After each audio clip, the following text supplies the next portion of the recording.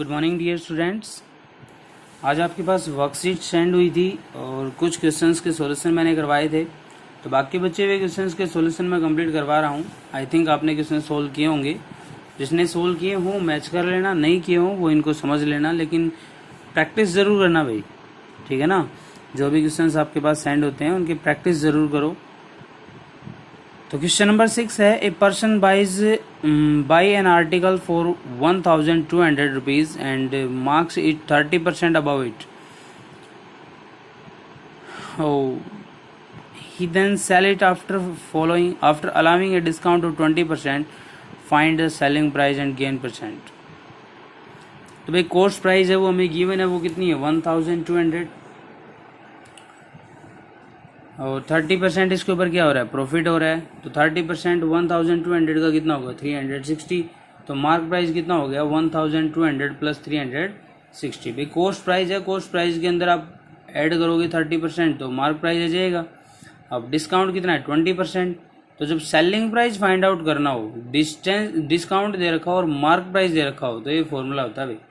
अगर आप formula apply करना चाहो तो फॉर्मूला अप्लाई कर लो, अदरवाइज जो फर्स्ट वीडियो इससे पहले वाली वीडियो में बताया था विदाउट फॉर्मूला अप्लाई किए, तो आप वैसे कर सकते हो, ठीक है। तो क्या होगा, selling price is equal to mark price multiply 100 minus discount percent upon में 100। तो 1560 multiply 100 minus 20, 1560 multiply 100 minus 20 upon 100। तो इसको सोल्व करोगे लास्ट में आंसर आ जाएगा 1248। तो प्रॉफिट क्या होगा, selling price minus cost price. Selling price है 1248 और कॉस्ट प्राइस है 1200, ठीक है। तो प्रॉफिट परसेंटेज कितना होगा, प्रॉफिट अपॉन में सीपी मल्टीप्लाई 100, तो 48 अपॉन में 1200 मल्टीप्लाई बाई 100। तो यहाँ से 4% इसका क्या आ जाएगा, प्रॉफिट आ जाएगा। दोबारा से बताऊँ, देखो कॉस्ट प्राइस है वो स्टार्टिंग में दे रखा है, मार्क प्राइस में मतलब कितना परसेंट होता है वो दे रखा है। 30% इसका 360 होगा, तो ये इसके मार्क प्राइस में ऐड हो जाएगा। अब डिस्काउंट करेगा, ठीक है ना, तो सेलिंग प्राइस है वो फाइंड आउट करेगा। तो मार्क प्राइस मल्टीप्लाई 100 माइनस में डिस्काउंट अपॉन में 100, तो यहीं से सोल्व करके सेलिंग प्राइस हो जाएगा 1248, ठीक है। नाउ क्वेश्चन नंबर 7 कहता है कि विच इज़ बेटर, कहता कौन सा अच्छा है। After 2 successive discount of 20%, 10% and a single discount of 10%। भैया मान लेते हैं मार्क प्राइस है वो 100 है, तो फर्स्ट केस ले लिया भाई 2 सक्सेसिव डिस्काउंट होंगे, तो D1 हो गया 20%। तो 100 का 20% फाइंड आउट करो, 20 आएगा, उसमें से माइनस कर दो 80। तो क्या अगर 20% off 100 is equal to 20 upon 100 multiply 100 कितना हो गया 120 नहीं सॉरी 20 आएगा। तो 100 माइनस 20 कितना हो गया 80। अब सेकंड डिस्काउंट है वो इसके ऊपर लगेगा, तो D2 is equal to 10%। So 10% off 80 is equal to क्या आएगा 8। तो 80 minus 2 is equal to 72। So selling price is equal to 72। और सिंगल डिस्काउंट में 30% का होगा, तो मार्क प्राइस 100 रहेगा, डिस्काउंट 30% रहेगी, ठीक है।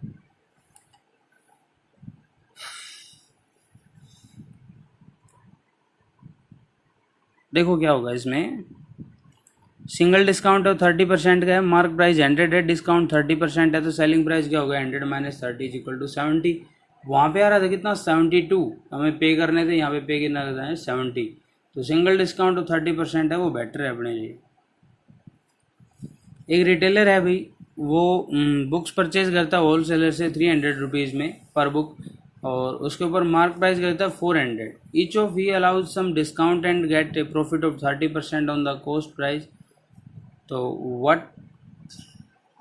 What percent discount does he follow to his customer. तो कहता है कि कॉस्ट प्राइस है वो कितना है 300 का, मार्क प्राइस कितना हो गया 400 का, प्रॉफिट कितना है 30%, प्रॉफिट कितना है 30%। तो selling price equal to CP multiply 100 plus profit percentage upon में 100। कॉस्ट प्राइस है वो कितना होगा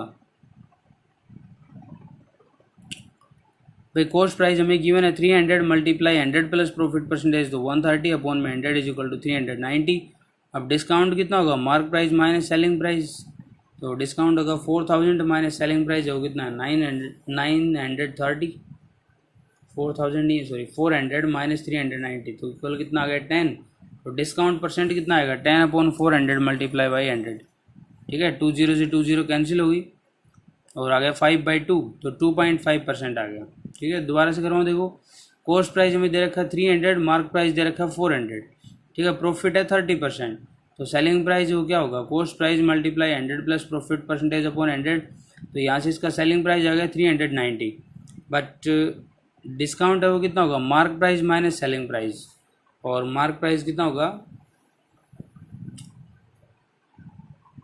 400 होगा, ठीक है। तो 400 माइनस 390 इज इक्वल टू 10, तो डिस्काउंट आ जाएगा 2.5%। Now question number 9, question number 9 में दे रखा है कि भी a list price of a table fan, table fan का जो लिस्ट प्राइस है, मार्क प्राइस है वो 840 है, and it is available to a retailer of a discount of 25%, by how much should the retailer sell it to earn a profit of 15%। तो mark price है वो 240 होगा, डिस्काउंट है वो 25% होगा, cost price for regular 25/100 multiply 840। तो question में क्या दे रखा है भाई 840 रुपये में वो परचेज करता है और उसको जो मिलती है वो डिस्काउंट पे मिलती है 25% पे, तो कहता है कि कितनी उस पर स्क्रैच करेगी, वो 15% होगी। सॉरी क्या बोल गया मैं, चलो ठीक है जो भी है। मार्क प्राइस हमें 840 दे रखा है, डिस्काउंट है वो 25% है, तो कॉस्ट प्राइस है रिटेलर का कितना होगा 25/100 मल्टीप्लाई 840, तो कॉस्ट प्राइस है वो कितना होगा 630। अब प्रॉफिट कितना होगा 15%, तो selling price equal to cost price multiply 100 plus profit percentage upon में 100, तो 630 मल्टीप्लाई में 115 अपॉन में 100, तो यहाँ से सोल्व होकर आ जाएगा कितना 724.50, ठीक है। क्वेश्चन समझ आया, बिल्कुल इजी है। हमें पहले मार्क प्राइस दे रखा है, डिस्काउंट दे रखा है, तो वहाँ से उसका क्या आ जाएगा कॉस्ट प्राइस, वैसे सेलिंग प्राइस आता है बट वो रिटेलर के लिए कॉस्ट प्राइस होगा क्योंकि इतने में उसने परचेज किया है, तो परचेज करने वाले के लिए कॉस्ट प्राइस है और बेचने वाले के लिए सेलिंग प्राइस है। अब प्रॉफिट हमें दे रखा है 15%, तो सेलिंग प्राइस फाइंड आउट करना, फॉर्मूला लगाओ, अप्लाई करो, आंसर आ जाएगा, ठीक है। अगला है shopkeeper marks is goods 50% more than cost price and allow a discount of 40%। Let the cost price is equal to 100, cost price अगर हमने 100 मान लिया तो इंक्रीज कितना होगा भाई 50%, तो मार्क प्राइस कितना होगा 150। अब डिस्काउंट कितना करना है 40%, तो 40% ऑफ 150, तो 40 अपॉन में 100 मल्टीप्लाई 150 इज इक्वल टू कितना बचेगा 60। तो सेलिंग प्राइस कितना होगा 150 माइनस में 60, तो वो कितना आ गया 90 आ गया, ठीक है ना। सेलिंग प्राइस तो यहाँ पे इसका है नहीं sorry, selling price find out करना, मार्क प्राइस माइनस में डिस्काउंट, तो मार्क प्राइस ही है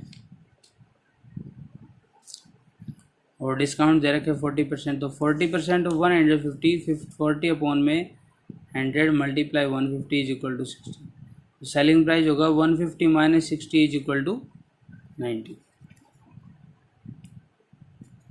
देखो ओवरऑल क्वेश्चन क्या है भाई, 100 रुपये में परचेज किया, 50% इंक्रीज हुआ तो 150 हो गया, 40% डिक्रीज हो रहा है तो 60 डिक्रीज हो गया, तो 150 माइनस 60 कितना होगा 90 हो गया। अब लॉस है वो क्या होगा CP माइनस SP, तो लॉस क्या होगा 100 minus 90 is equal to 90, so loss percentage है वो 100% के इक्वल होगा। मतलब dealer buy a table listed at 2500 get a discount of 2800 of the price of he spent 100 transportation and sell it at a profit of 15%, तो find the price। देखो कि simple है, mark price है 2500 है, discount है 28% है, तो 28% 2500 का कितना होगा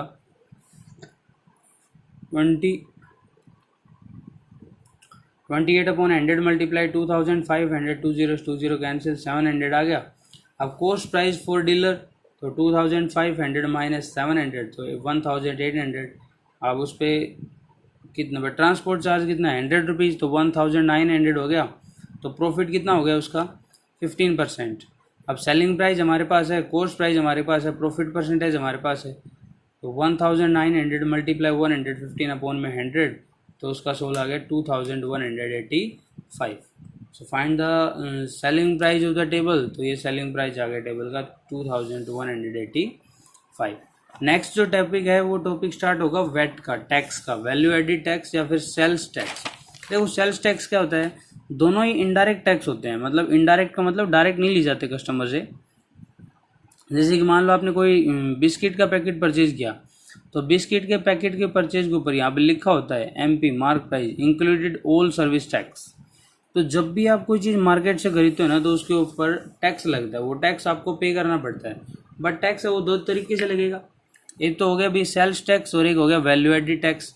सेल्स टैक्स तो कब लगेगा भाई, जैसे आपने कोई चीज़ परचेज की जैसे मान लो वो 25 या 50 रुपीज़ की आ गई। अब उसके बाद में ठीक है भाई 50 रुपीज़ का कुछ भी है हमने लिया है, परचेज किया है, वहाँ से उसको देखो सेल्स टैक्स क्या होता है, आपने कोई भी चीज़ परचेज की और उसके ऊपर 50 उसका प्राइस है, फिर शॉपकीपर उसके ऊपर ऐड करता है टैक्स, गवर्नमेंट टैक्स और स्टेट के द्वारा उसके अंदर टैक्स डिसाइड किया जाता है जो सर्विस का टैक्स होता है। ठीक है, और वो पे करना होता है कंपनी को, किसी भी कंपनी के जो भी है उसको जिस डिपार्टमेंट से अथोराइज है उसको पे करना होगा। और वैल्यू एडिड टैक्स है वो किसी भी जैसे कि नोटबुक है, तो बुक है या नोटबुक है कोई भी है, 50 रुपीज़ की नोटबुक है, तो उसके अंदर सभी टैक्स है वो काउंट होंगे पहले से, वो अलग से करने की ज़रूरत नहीं है। ठीक है, तो कुछ ज़्यादा बड़ी बात नहीं है, बस टैक्स जहाँ पे हो जाए। जैसे मान लो कॉस्ट प्राइस है वो किसी का 100 हो गया, अब कहता है कि टैक्स है वो कितना लगेगा, 20% लगेगा। तो भाई 100 का 20% कितना होगा, 20। तो तुम भी किसी भाई, तो 100 प्लस में 20 क्या होगा, 120 आ जाएगा। तो 120 यहाँ पे क्या होगा, उसको टैक्स को इंक्लूड करके होगा, तो वैल्यू एडिड टैक्स बोला जाता है या फिर सर्विस टैक्स बोला जाता है। ठीक है ना, सर्विस टैक्स बोल दो या फिर क्या बोल दो, वैल्यू एडिड टैक्स, दोनों इसके अंदर ऐड होंगे। ठीक है, इसकी प्रॉब्लम्स को हम कल सोल्व करेंगे और उसी के साथ इसका बेसिक करवा देंगे टैक्स का। वैसे तो इसका कोई ज़्यादा बहुत बड़ी चीज़ नहीं है, सिर्फ टैक्स के बारे में ही बताना है, तो वो नेक्स्ट क्वेश्चंस के साथ जब स्टार्ट होंगे तब बताएंगे ताकि वो अच्छे से सोल्व हो सकें। All the best students, time waste ही करना है अपना और कंटिन्यू आप प्रैक्टिस करते रहो, सोल्व करते रहो क्वेश्चंस को। ठीक है ना, कंटिन्यू अगर आप वर्क करते रहोगे तो आर्कस नहीं आएंगे और आप स्टडी से कंटिन्यू कनेक्टेड रहोगे, तो जब दोबारा स्कूल ओपन होंगे तब आपको प्रॉब्लम नहीं आएगी। ठीक है, okay, thank you students, have a nice day.